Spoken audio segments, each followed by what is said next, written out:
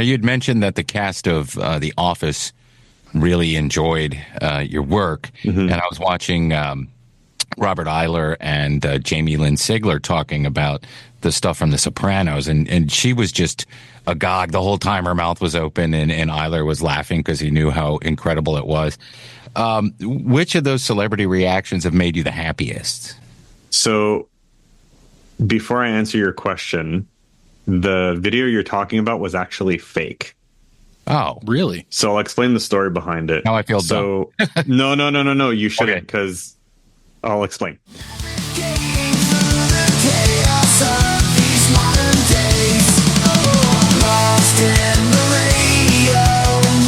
Hi, everybody. Welcome to Radio Labyrinth. Hey, we have a guest this week on Radio Labyrinth. We did a short interview with David from David Miniatures, davidminiatures.com.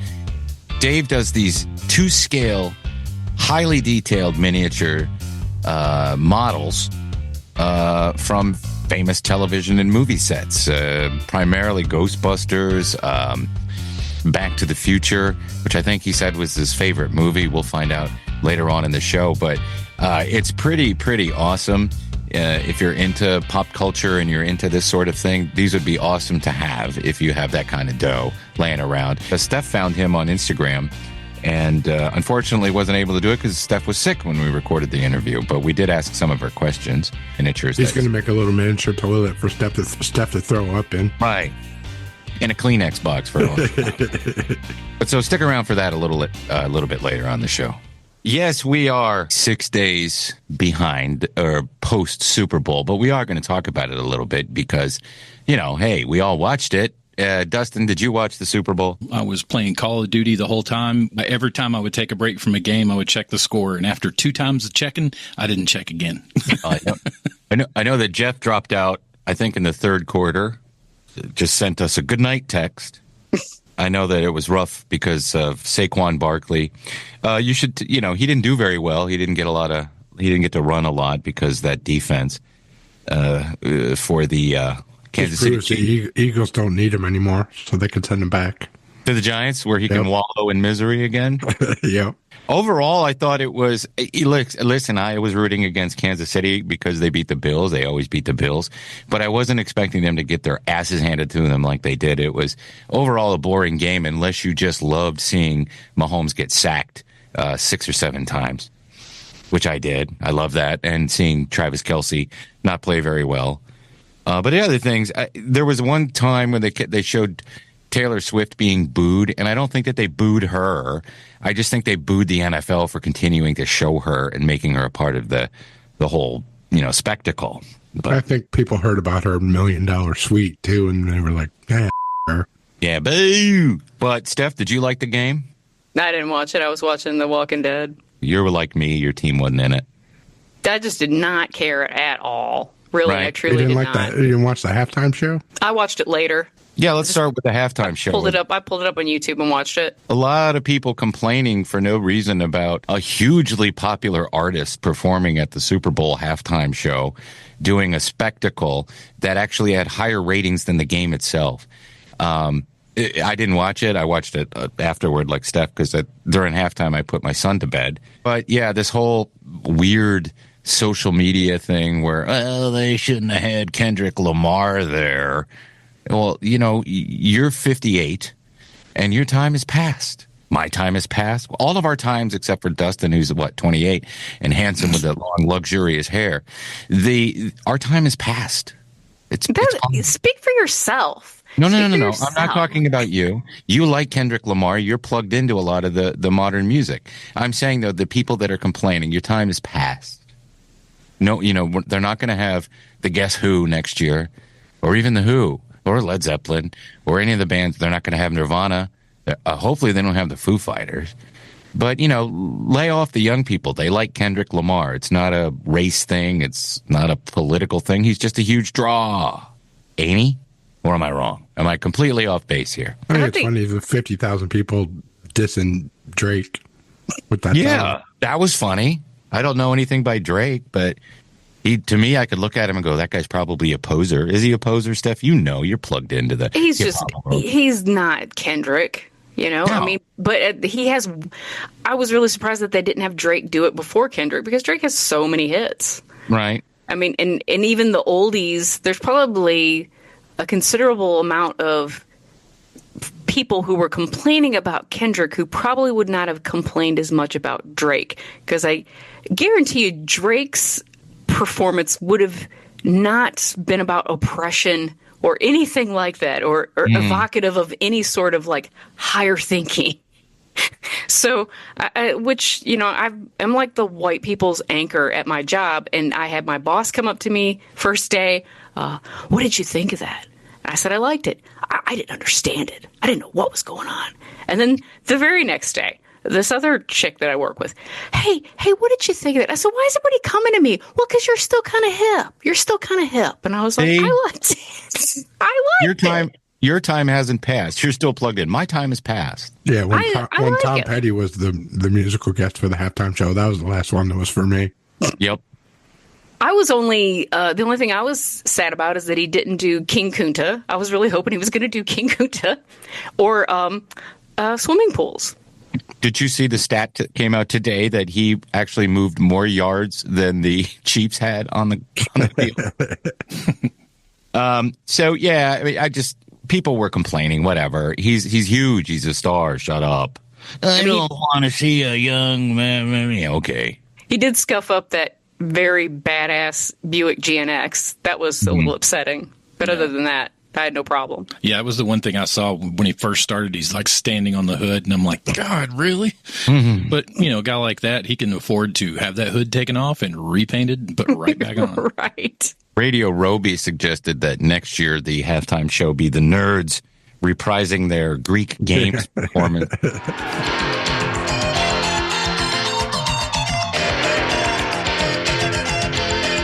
That'll be great. Yeah, I would totally tune in for that. I would love that. Some of the other things that happened around the game, Jameis Winston was mic'd up. Jameis Winston, quarterback, he's kind of a journeyman because he starts off really, really well, and then he ends up throwing a lot of picks. But you take him off the field and you put him in a personality role, he's amazing because he's just himself. He's 100% pure person who laughs and has a great sense of humor and is happy.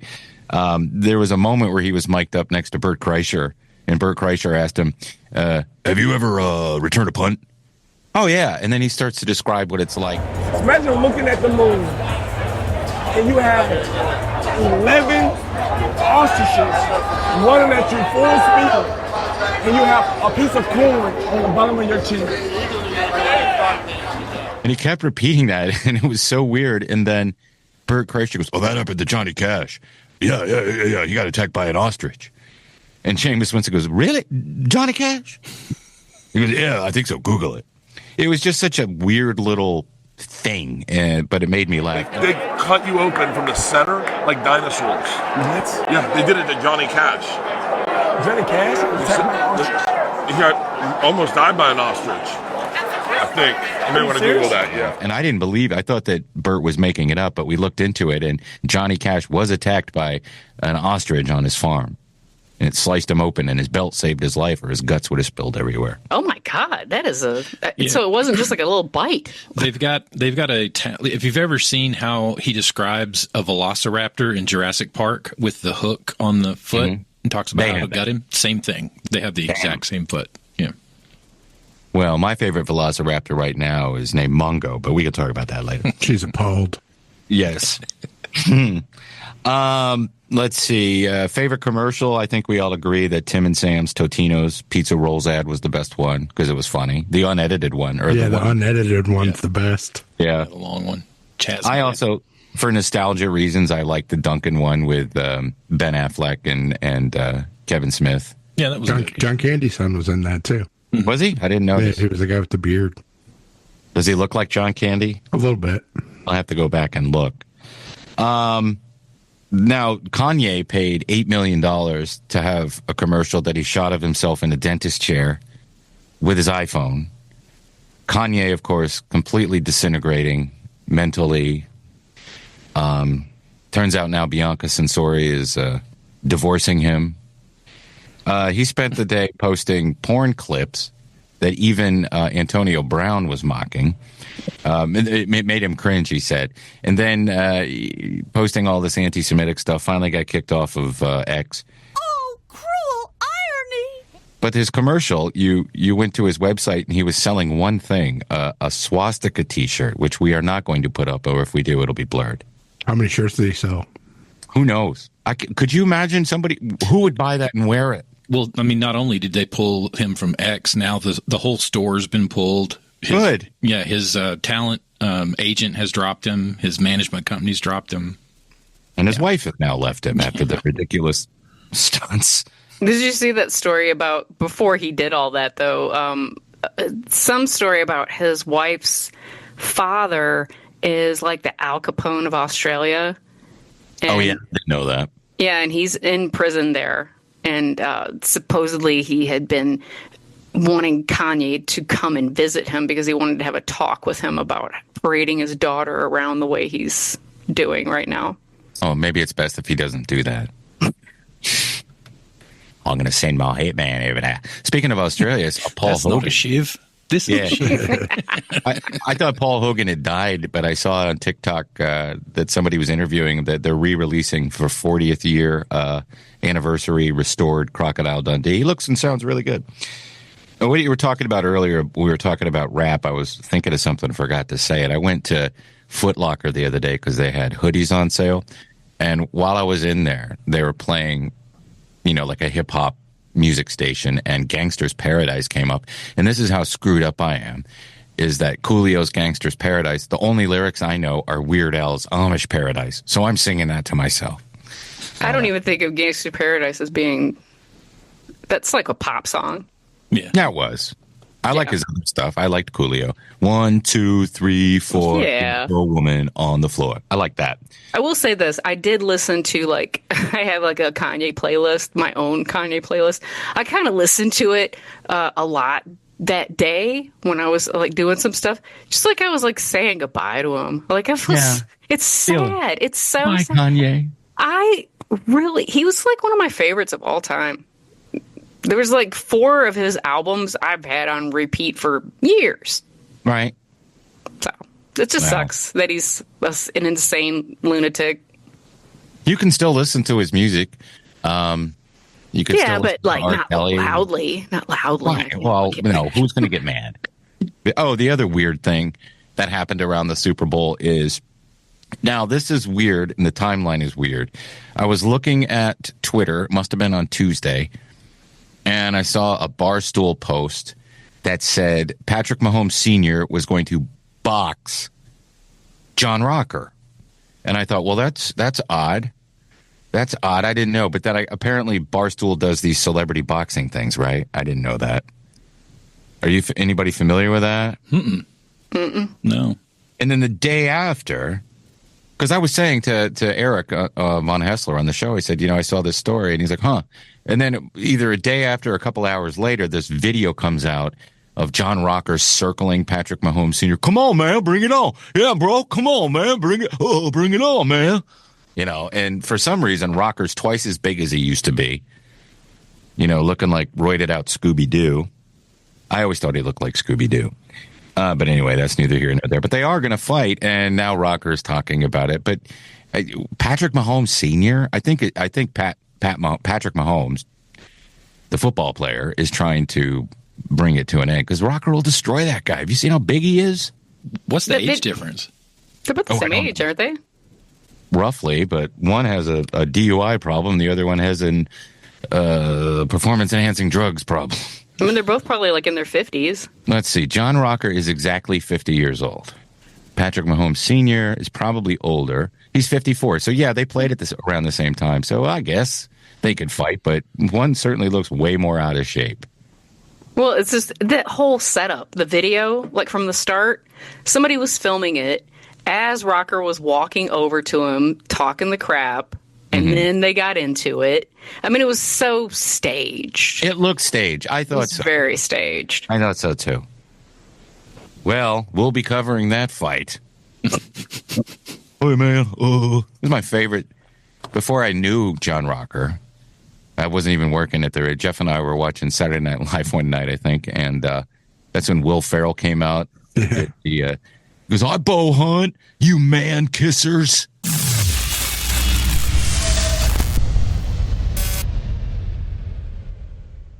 Watch that. Speaking of Saturday Night Live, this Sunday is the Pop Culture Super Bowl. Saturday Night Live's 50th anniversary special is Sunday. Now, is it live, Jeff? Yeah. Give us a rundown on who some of the people are going to be there to perform and all the old farts. There's going to be a ton of people there, but the only so far announced has been Adam Sandler, Chevy Chase, Eddie Murphy, Kristen Wiig, Will Ferrell. And that's it so far, huh? Amy Poehler, Andy Samberg, Chris Rock, Fred Armisen, Garrett Morris, Jane Curtin, Sudeikis, Jason Sudeikis, Jimmy Fallon, Kate McKinnon, Kenan Thompson, Lorraine Newman, Maya Rudolph, Molly Shannon, Pete Davidson, Seth Meyers, Tina Fey, Tracy Morgan, and Will Forte. So I'm sure there'll be a ton of other people there. A lot of cameos. Is it 2 or 3 hours long? I think it's 3 hours long. And that's on NBC, so I can watch it. It's not exclusive to Peacock. Okay, good. I can watch it. Because I haven't been able to watch any of the other stuff, but I am jazzed for this. Are we all going to watch this? Yeah. Oh, yeah, for sure. Yeah, the 40th was awesome, so this should be really good. Isn't it? Doesn't it feel like the 40th was a week ago? Yeah, well, not Eddie that long Murphy ago. was at that one, right? Yeah. Yeah. And then a couple years later, he hosted. Yep. Mm-hmm. Damn, that was a fast 10 years. I still remember the 15th, which I recorded in 89. Yeah, that would have been 89. And then the 20th. Go ahead. Yeah, when the 20th did they do a 25th? I don't know. It was one with like Drew Barrymore. I remember she was very prominent in one of them, right? I don't know. There's been so many. I just don't remember. I remember a little bit about the one in 89, and I don't recall why. So the fall is when would actually be the 50th anniversary, since it started in the fall of 75. I hope they pay tribute to like Carlin and stuff like that. They never really have they? They're airing episode number 1 in place of regular Saturday Night Live this week. Okay, that's cool. You gonna watch it? Yeah. Did they cut anything Maybe I'll out? watch Saturday Night the movie again and then watch it. What's the first sketch? Anybody remember? Feed your fingertips to the Wolverine. Wolverine. Yeah. Right. I would like to feed your fingertips to the Wolverines. They did have a 25th anniversary, and it was hosted by Seinfeld. Yeah. Yeah. Oh, okay. I probably won't be at this one because nobody likes me anymore. All right, so let us know if you're going to watch it and what your thoughts are after you watch it. Just put a comment down in the comment thing and let us know what you think about the Saturday Night Live 50th anniversary special. And boy, are we old! But I like it. I'm embracing my elderly way of living. Here's some stories that we've been following at the Radio Labyrinth News Desk. Paul Giamatti has been tapped to play the late broadcaster Art Bell. You guys remember Art Bell? He would talk a lot of us to sleep, talking about aliens, UFOs, holes that went to hell, the Screaming Pit, Area 51. Loved Art Bell. Live from the Kingdom of Nye. And some of the producers on this are associated with the Y-Files, which is a show that Dustin watches. Yeah.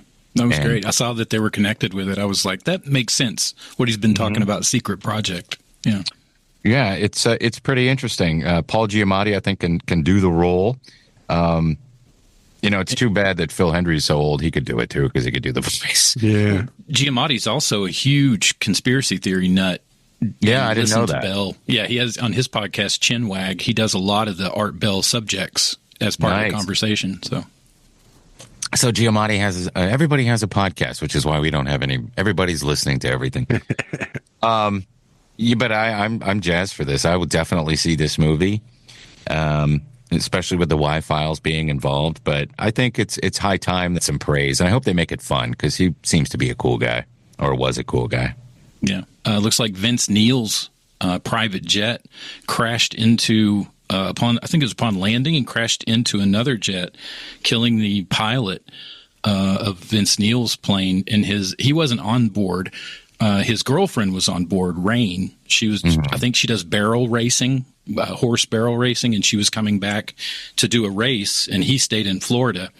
And then when the plane landed, it crashed into another jet. And do you know whose jet it crashed into? No. Vince Vaughn's jet. Vince Vaughn's jet. So what are the odds of Vince crashing into another Vince plane? Time to put your mouth where our balls are. That is kind of a coincidence. I didn't even notice that as part of the story. I feel like there's a parody song in here instead of like, Prince's, be some like Vince's, crashing jets and go. Let's go ahead now. 1, 2, Vince's planes are crashing. That's what I said, yeah. My first thought about when I saw Vince Neil is, well, you can tell he wasn't flying because only one person died. I'm surprised he has a private jet personally. I thought they were past that money a long time ago. Yeah, a couple years ago, well, more than a couple, like 10, 12 years ago, he was doing a gig at a coworker's bar, and he was just sitting over by the side eating and drinking by himself, wouldn't let anybody talk to him, all fat and old like me. Anyway. You can't make too much fun of him, though. I mean, his daughter died when she was like 6. I don't think he's ever... Yeah, Skylar. I didn't know that. I did not know that. Yeah. I don't think he's ever been the same. Yeah, that started him down his path of just self-destruction. Yeah, that would do that to anybody. Yeah, I think so. That would certainly drive me crazy. Didn't hurt Abe Lincoln any. Well, I mean, you used to kids dying back then. When they lived, you were like, wow, they lived. If you wanted 2, you had to make 6. Yeah, right? That's how it worked. And Walton Goggins gave an update on Fallout Season 2. Says Season 2 is going to blow Season 1 out of the water, and they're currently filming it. Can he button up his shirt? He's got to sell them goggle glasses. Yeah. I love him, but he's always got his shirt open. Take a look at my chest, man. Look at that. Yeah. That always bothers me. Well, he's another one that has just gone through tragedy, but has flourished on the other side of it. Yeah. What happened with him? His wife unalived herself off of a building. His first wife. Yeah. That's awful. I didn't know that. Yeah. And then it wrecked him. And then that was after, I think it was after Justified. Mm-hmm. I think that was the era when that happened. Was it then? I think it was after. Or was it? I think it was after The Shield. It was before Justified. Okay. Yeah. Yeah. Yeah, but it was after The Shield. Because it's when he changed his look too. He kind of went in and had his teeth done and had his hair plugs started again. Yeah. Not only do we have Fallout Season 2 coming up, we have Righteous Gemstones returning the first week of March for their 4th and final season. And then what else is he in? Is he in White Lotus? Yeah. Yes. Mm-hmm. Yeah. And so this is the year of the Goggins. Works for me. Good for him. Well, Super Bowl, did you guys happen to see during the Super Bowl? Well, you didn't watch it, but there was a commercial with Bill Murray. I sent an email. Did you? Yep. Did you get your responses? I got that thing back. I didn't send another one after that. Oh, I sent them all. I Did sent you? them all. Yeah. And so basically the story is Bill, if you emailed him to Bill himself at yahoo.com, you get an email back. And in the email, he's telling you that something's weird is happening to him. Like he's looking in the mirror and he's seeing this dog. And there's a picture of a dog in the email that you get back from him. And then he wants you to eat. And then there's a video of him whenever you email him again. And it's like he's at the doctor's office trying to figure out what's going on. And then they tell him to go to the veterinarian, I guess, to try and figure it out. Because he keeps thinking that there's some sort of he doesn't know what it is. And then you email him again, and then it's a video of him and his brother. Oh, no, he's at a psychic. He goes to a psychic's thing. And then the next thing, it's him and Brian Doyle Murray. And this video, it made me cry. But basically, the whole story was that Bill's dog, Peppy, their childhood dog, he never got to say goodbye to this dog. And so the dog was coming through him. And that was the whole thing. It was just like so he could say goodbye to his childhood dog. But the video, the last one with him and Brian, oh God, it got to me. It really got to me. Yes. And it wasn't like they were trying to make it sad, but it was just just do it. I don't want to spoil it for you. So just email Bill himself at yahoo.com and email him back. Do all the prompts and just watch it all. Especially if you've been watching Bill like your whole life. I don't know. It made me Put a cry. link up here, right, Dustin? Put a Yeah, we can put the link up. What was the initial commercial on the Super Bowl? What was it promoting? I think Or will I thought that it give was- it away? I thought it was for Yahoo, but I think it was for Yahoo. Okay. Yeah. Yeah. Well, I mean, it was odd, too. I'd never seen a Yahoo address in a long time. Yeah. So that's why I was curious. But it's very touching, so. Is it Kim possible to get shot in the face and live? Yeah. Well, Christy Carlson Romano, she's the voiceover actress who did the voice of Kim Possible. She was also in the Disney show Even Stevens. She was out with some family pre-Super Bowl in Texas doing some clay pigeon shooting, and she got Dick Cheney. She got Dick Cheney in the face. how'd that happen? I guess somebody said pull and somebody said what? And then the gun went off. But she is going to survive. She's okay. But what's crazy is the piece of shrapnel that went in her face is lodged behind her eye next to her brain, and they can't take it out. They've got to leave it in. They can't pop her eye out, take it out, put it back. They said it's too close to the frontal lobe for them to do it. So they said it's safe to stay there. So much like a lot of World War II veterans, she's going to be walking around the rest of her life having to explain when she goes to a metal detector why her head goes off. There's still World War II veterans going to the airport? Anymore. There's one. Maybe one. He flies a lot. Well, the new president of the United States is a thin-skinned and easily manipulated egoist, always willing to risk America's future, jail its citizens, and antagonize its allies. He's also a Hulk, and he's red, and his name is Harrison Ford, a.k.a. Thunderbolt Ross. That movie, as predicted, is a bomb. Well, at least in the ratings. We don't know what the popcorn meter is, but it's hovering around 51% on the tomato meter, which is critics. But I'm a Hulk, and I'm red. I'm a Hulk, and I'm red. Yeah, I'm a Hulk. Give me the money. Yeah, Ally McBeal needs a little nest egg for when I grow. If you are interested, I interviewed Anthony Mackie and asked 4 generic questions, and he gave me 4 generic answers, and you can find that on the Popcast podcast feed. It's called The Popcast with Tim Andrews on WSB, and it was riveting. Although I did enjoy putting my segment together where I just talked about Captain America through pop culture. Who knows what the tomato or what the audience score is going to be, the popcorn meter now? It looks like people are enjoying it, but I have no interest. I think a lot of people are going to go see it, but I don't think they'll like it. Yeah, people were excited and they're going, oh. Yeah, it's a new Marvel movie, but yet it's a Marvel movie that was made and then taken apart, reshot, and made again. They started filming season 3 of Euphoria. Ooh, did you get lube? Sweeney going to be in it? It says the principal cast is all returning, but I don't know. Zendaya is going to go back and do more. I guess they like doing it. Well, good, because the subreddit where they show Sydney Sweeney, they need to update some of their material. Not that I look, I just have been told. Oh, yeah, the Rock and Roll Hall of Fame. I'm only bringing it up because Fish is a nominee, so go Fish. Yeah, think they'll get in? No. I want Outkast to get in. I think Outkast will get in before Fish. Even though Black Crowes? Black Crowes will get in. Yeah. Chubby Checker, who should have been in it. Already 30 fucking years ago. Sorry, Dustin. They should now call it the Pop Music Hall of Fame, though. If you're going to put Mariah Carey in it, she's so far away from rock and roll. At least Outkast has a rock and roll feel because they're cool. Yeah, just call them the Music Hall of Fame and be done with it. Yeah. All right, let's talk to David from David Miniatures. David Miniatures, thanks for taking some time to come on with Radio Labyrinth this week. Your stuff is amazing. It's so detailed. It looks exactly like what you're seeing in pop culture. So how did you get into making these awesome miniatures? Well, first of all, thank you for the kind words. Basically, it started out as a hobby, like most people that do what I do.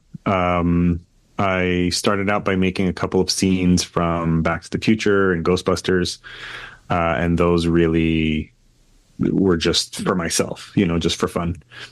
And I posted those online. This is pre-Instagram, I want to say.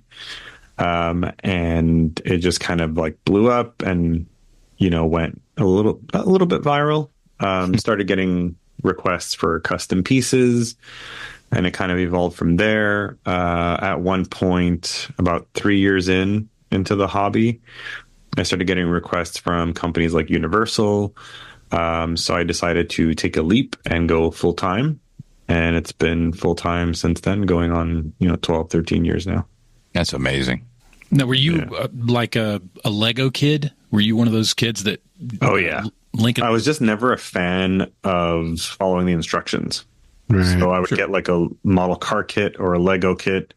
I found it extremely boring to build what was on the box. I was like, cool, now what? So I was always a fan of, making my own stuff.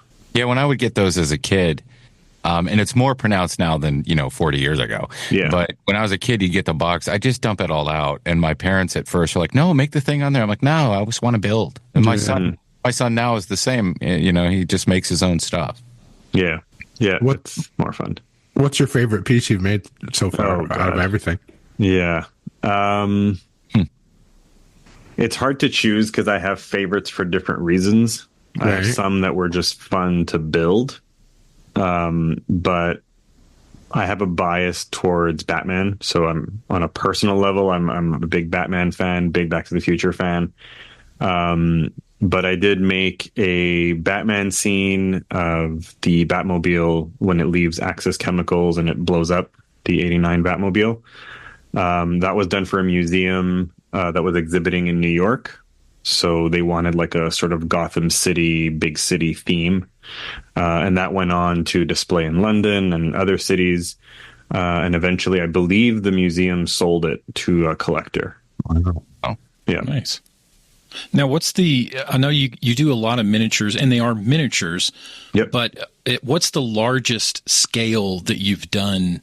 Not just a room, maybe a whole city. Large in scale or large in finished size? Because it's not the same thing. Yeah, finished size, I guess.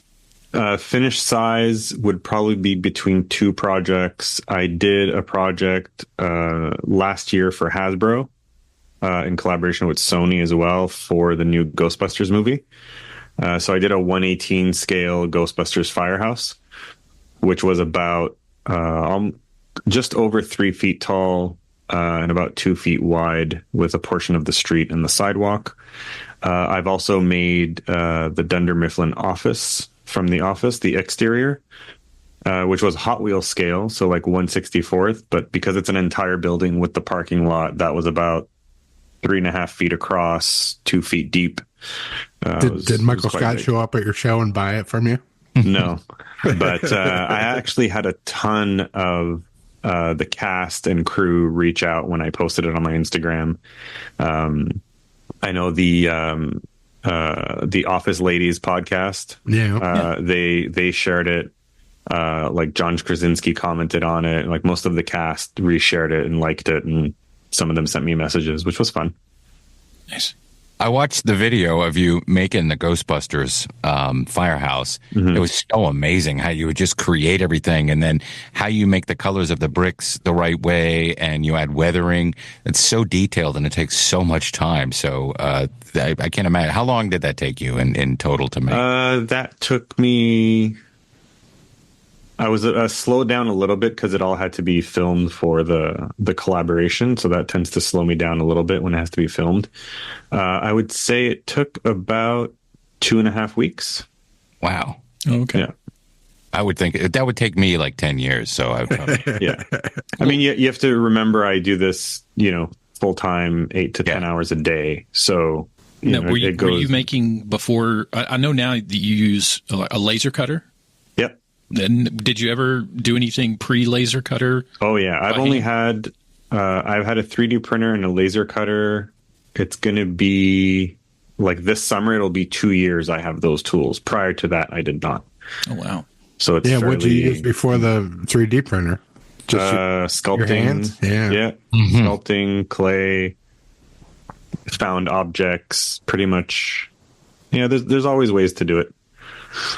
Now, you'd mentioned that the cast of The Office really enjoyed your work. Mm-hmm. And I was watching Robert Eiler and Jamie Lynn Sigler talking about the stuff from The Sopranos, and she was just agog the whole time. Her mouth was open, and Eiler was laughing because he knew how incredible it was. Which of those celebrity reactions have made you the happiest? So, before I answer your question, the video you're talking about was actually fake.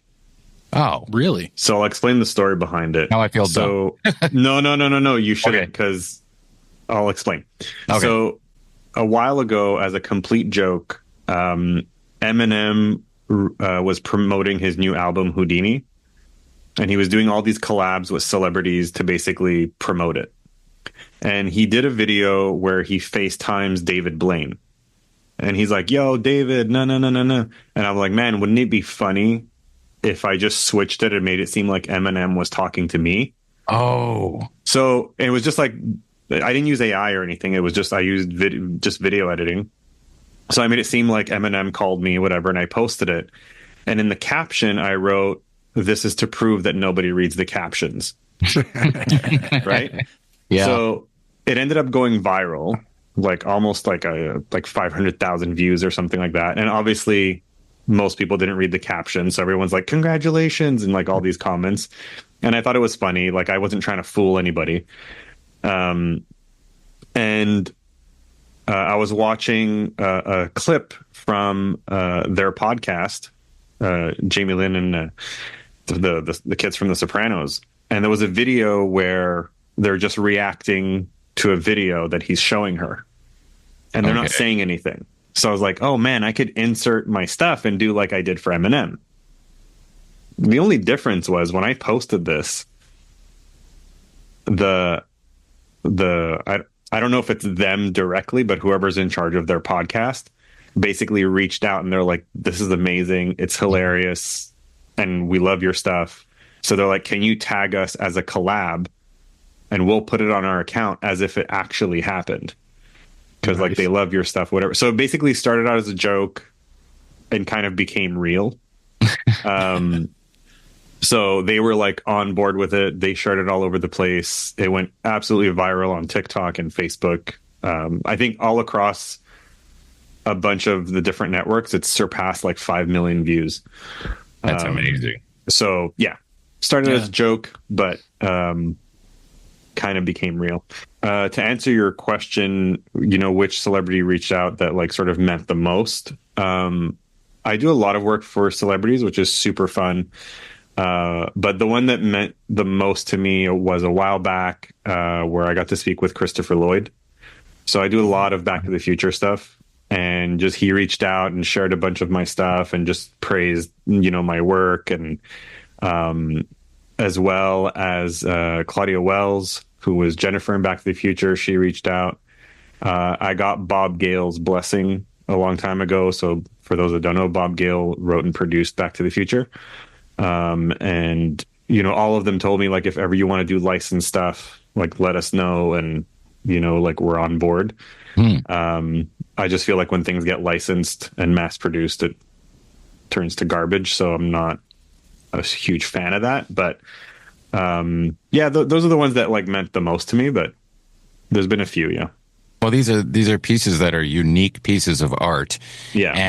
And to think about another thing, when movies are made now and they need something like that, or they need something like to scale or whatever, it's all CGI. And the stuff that you make, when they were making Star Wars, they would have to build these models and everything had to be detailed and looked real.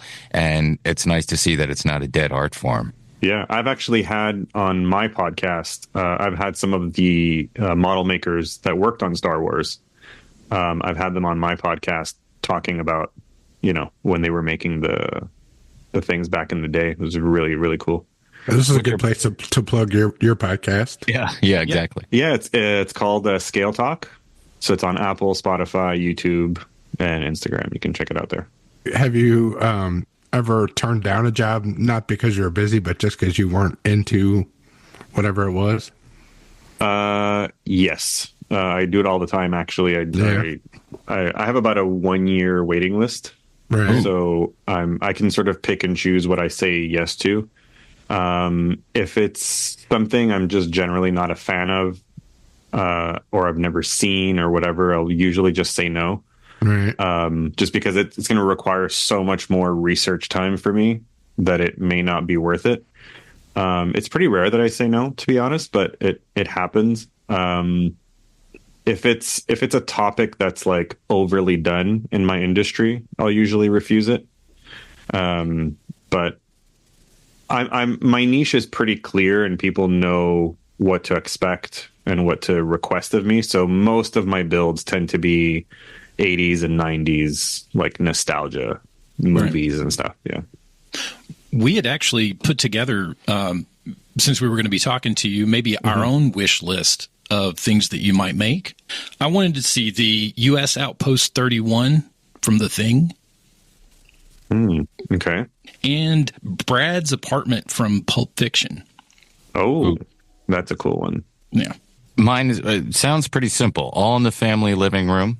Because that's my favorite sitcom of all time. And I actually went to the Smithsonian only to see those chairs. Patty's Bar from It's Always Sunny. And if you're familiar with the Venture Brothers animated show from Adult Swim, the Venture Compound. Oh, I'm not familiar. I love doing old TV sets. Like I did Three's Company and like just sitcom sets just lend themselves well to being made into like dioramas because they already have that sort of missing wall, so to speak. So you're not really sacrificing anything. A lot of times like people, they'll commission me to be like, hey, you know, they're tearing down my mom's house or something. And, you know, we have a lot of memories in the living room. Can you recreate it? And I always have to tell them like, yeah, but you have to pick a wall that's not going to be there or else you're not going to see anything, you know? Right. A lot of times that's a little bit of a struggle for them to sort of choose. I always tell them like, just choose the wall that has the least stuff on it, you know? But if you grew up watching all these shows when they were on or in reruns, you can just look at a picture of the set without any of the actors in it and know exactly what show it is for most of them. And Steph's out sick tonight, but she wanted you to do the living room from Silver Spoons. Oh, that would be so cool. With all the video games and the train and everything. The train, I remember that. Yeah. Family Ties Kitchen, she also mentioned, and then Dexter Morgan's apartment from Dexter. Yeah. It's funny because I've had requests for almost all of these. Okay. I was thinking you probably had. Yeah. If you had the thing is, list, like, I price things based on the fact that, like, I'm never going to make it again. And I have a certain level of quality that I create my work. So if you know, if you tell me I want, you know, I'll give you an example. You know, I've almost every Christmas I get requested to do the house from Home Alone. Like people always message me, can you make me the house from Home Alone? And I know in my head how I would do it. And I would go all out. I'm not going to go into too much detail, but I know how I would do it and I know what it would cost. So most people just like, they hear the price and they're like, no, I can't. And it's been like 5 years now of that. Then there's the lawsuits once they burn their hand on the front door when they get it. Yeah. And I finally had someone, it was actually a celebrity that was willing to pay what I felt it was worth. So that's going to be coming out by next Christmas. Nice. Yeah. So is each one and done? So like if you did the Back to the Future bedroom, that's it? You're not doing another one? Yeah, there's a few exceptions, especially with Back to the Future, because I've done so many of the iconic scenes. I've been able to find ways to do it again. So I've done the McFly house before, but I did one is the scene which is the end of the first movie, beginning of the second movie, where the DeLorean hits the trash cans. And then I built the house again, but it was to create the scene where Biff is like waxing the BMW. So same house, different scene. I've done the DeLorean reveal scene where it comes out of the truck for the first time.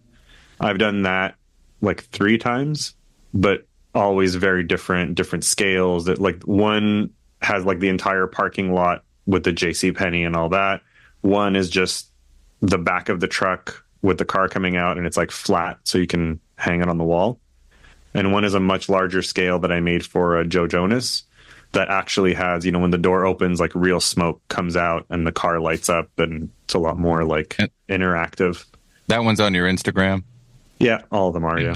Yeah. And go to any of them. Why don't you plug all of them before we wrap up here? Because I want people who aren't familiar to go watch this. Our listeners, viewers who are really into pop culture are going to dig this if they haven't seen it yet.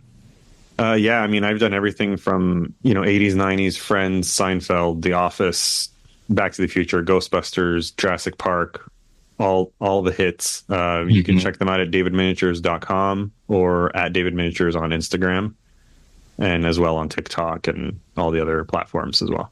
And what was the name of your podcast again? Scale Talk.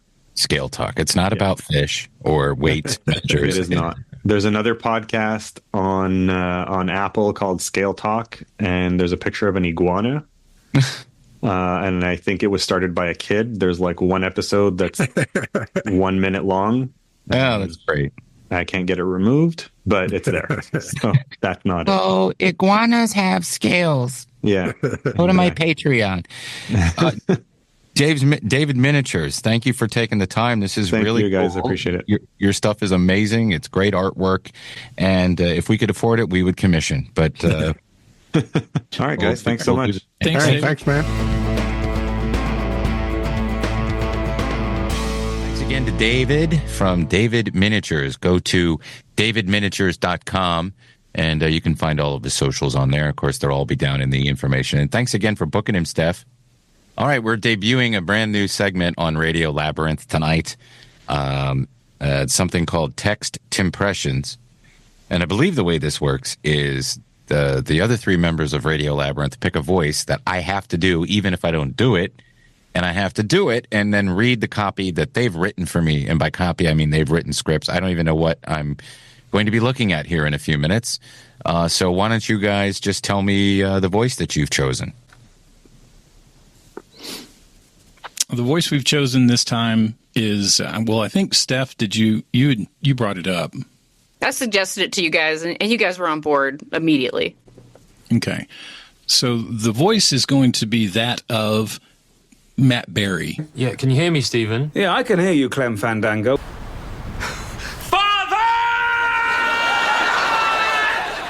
Matt Berry, have you guys seen that guy on TikTok who does a spot-on impression of him?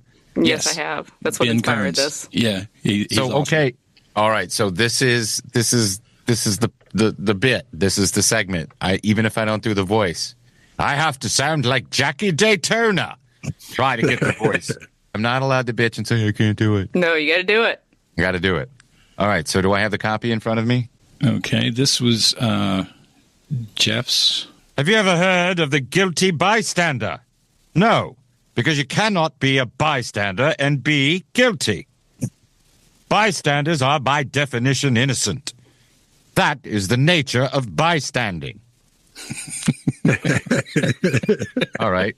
So now I have to read as Jackie Daytona, a.k.a. Laszlo from What We Do in the Shadows, reading the opening monologue from American Psycho, Patrick Bateman. Here we go. Do I have to read this whole thing, huh? All right. I live in the American Gardens building on West 81st Street. My name is Patrick Bateman. I'm 27 years old. I believe in taking care of myself and a balanced diet and a rigorous exercise routine. In the morning, if my face is a little puffy, I'll put on an ice pack while doing my stomach crunches. I can do 1,000 now. And though I can hide my cold gaze and you can shake my hand and feel flesh gripping yours and maybe you can even sense our lifestyles are probably comparable, I simply am not there. All right, I like this segment, but I promise I won't complain. I've been doing That's way too long, though, yeah. Yeah. See, New York City. But see, you got to throw in a little bit of the Lovitz, like the acting. Thank you. Though I can hide my cold gaze, and you can shake my hand and feel flesh gripping yours, and maybe you can even sense our lifestyles are comparable. I simply am not there. Yeah, why don't you Pretty good, Dustin. Shit. favorite part of this bit is not knowing what I'm going to get. Steph's is Tool, The lyrics from Prison Sex. I'm treading water. I need to sleep a while.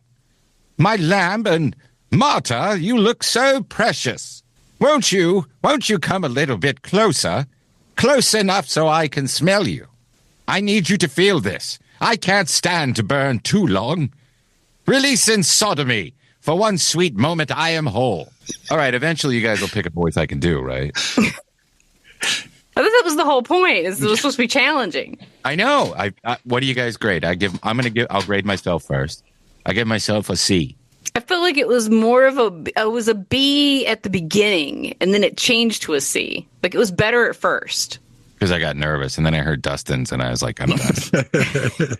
All right. Well, I enjoyed that segment. Thank you guys for indulging me. I hope you liked it too. It was fun. Yes. And eventually, Patreon members are going to be able to contribute.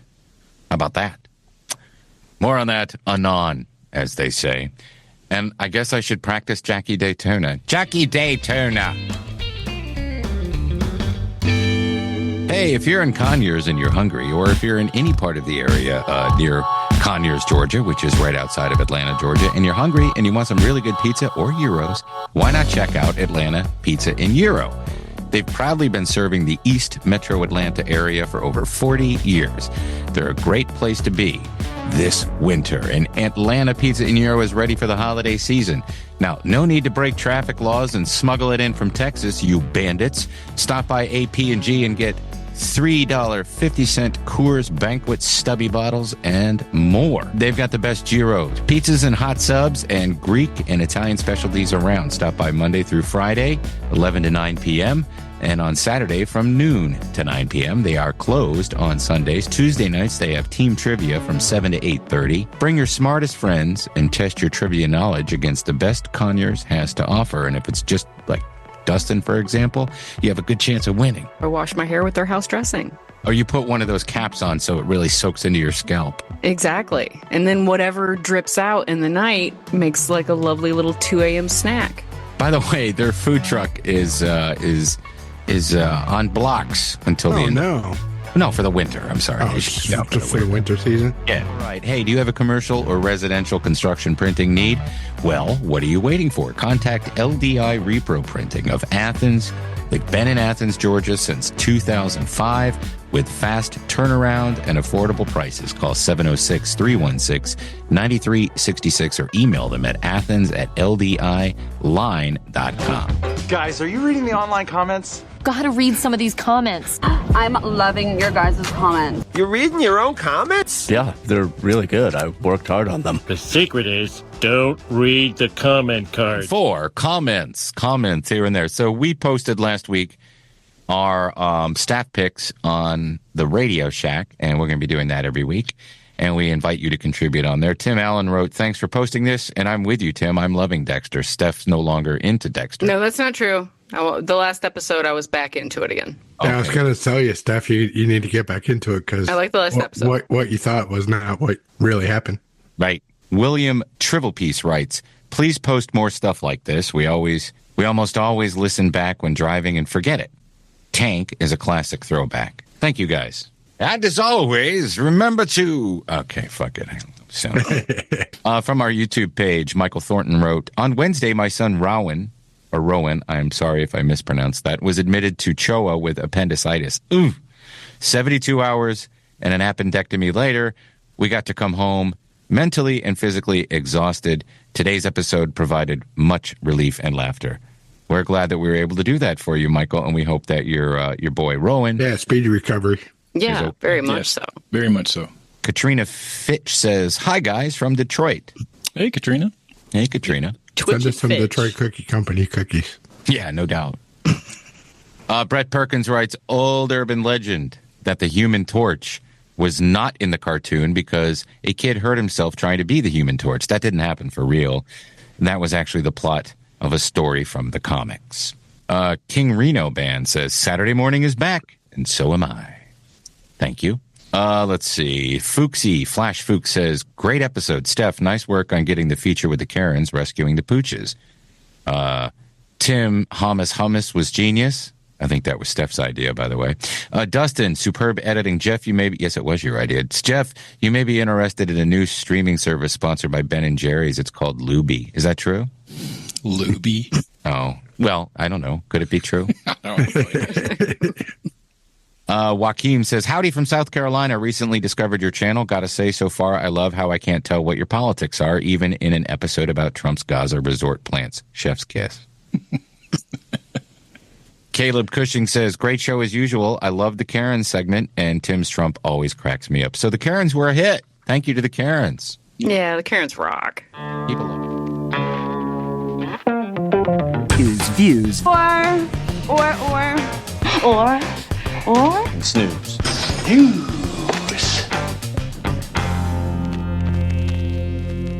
Yeah, last week was Kind of Pregnant, which I haven't watched yet, but I heard it's funny.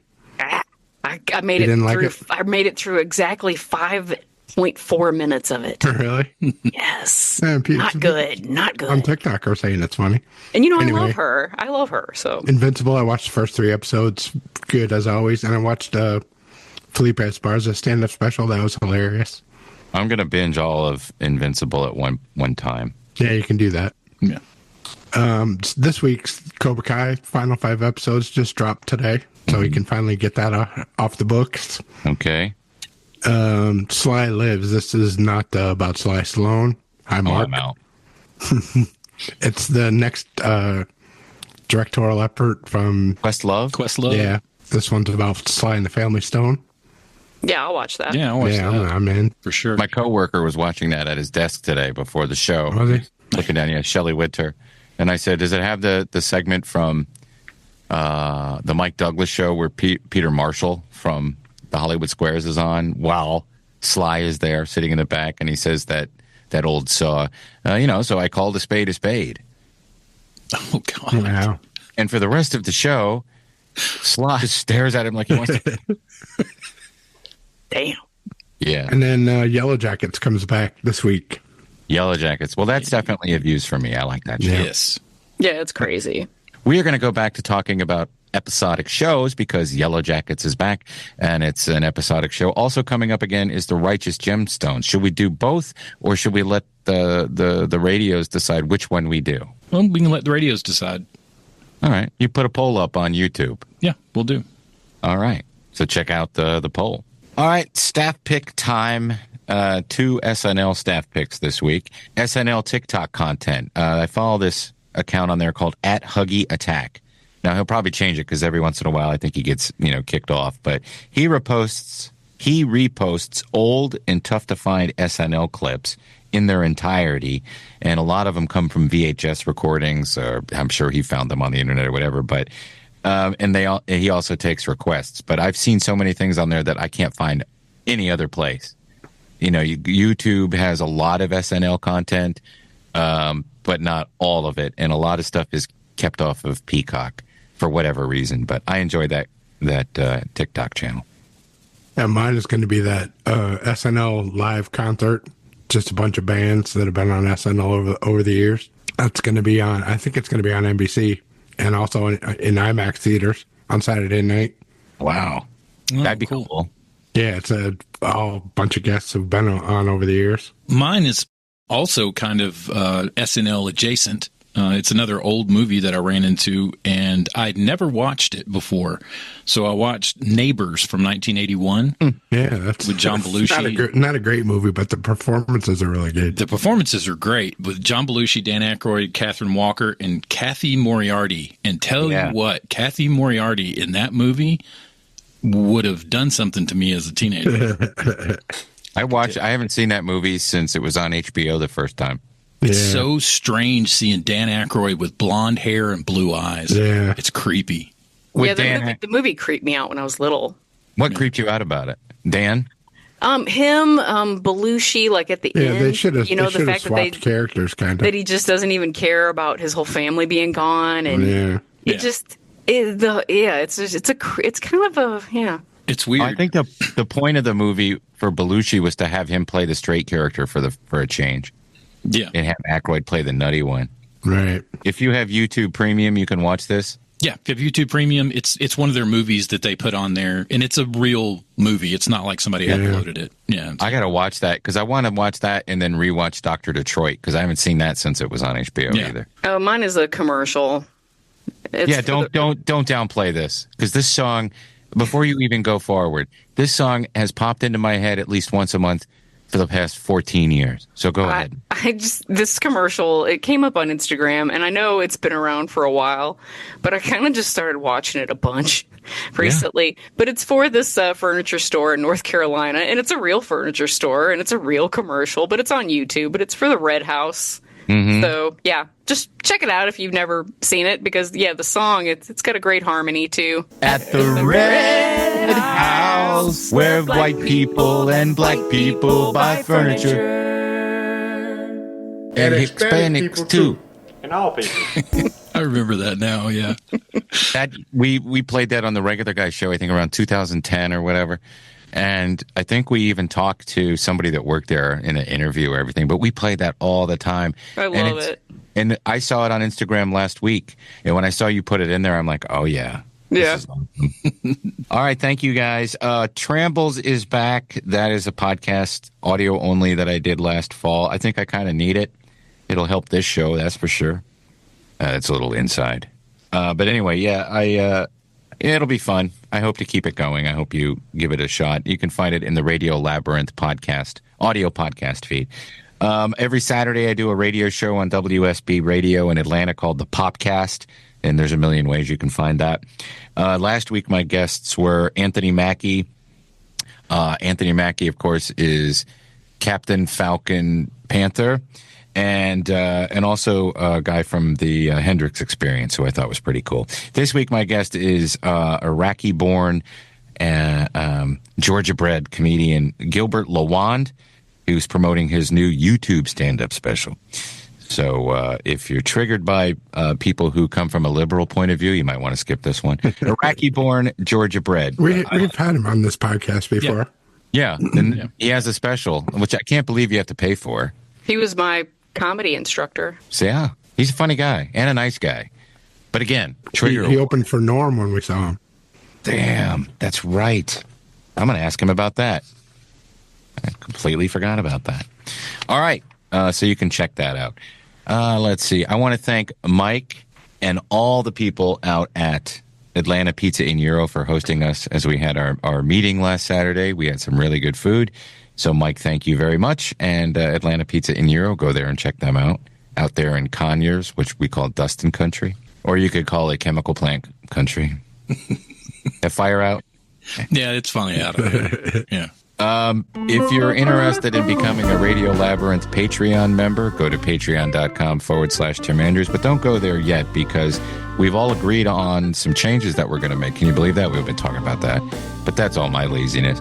But we've pushed all my laziness aside, and we are going to make some changes to the tiers, and everything to me sounds exciting. And one of them will be to be able to contribute to, the voice, the impression segment we did. But another one will be, and we haven't determined a date for this yet, but you'll be able to watch us record the Radios in the Dark Patreon show live and interact and chat with us. So that'll be cool, and that'll be soon. Sooner rather than later. Yes. But right now I want to thank our executive producers. That's at the $25 level. You get credit for producing the show. So $25 goes to John. 25. You're not getting any money. You're giving it to us. I'm giving it back. I want to thank John Allen, Matt Carter, Chris Chandler, Mike D, Jim Fortner, Terry Fuller, Roby Neely, Jeff Peterson, Tim Slayton, and Brian and Chelsea Smith. Thank you guys very much. And do we have anything else to cover? No, I don't think so. Roll over to Radios in the Dark. This is the point where we'll go over and do Radios in the Dark, and people can watch it live. All right, we'll talk to you next week. Until that time, please remember to keep it canon. Say all good things come to an end. What's that got to do with this show? Lost in the radio.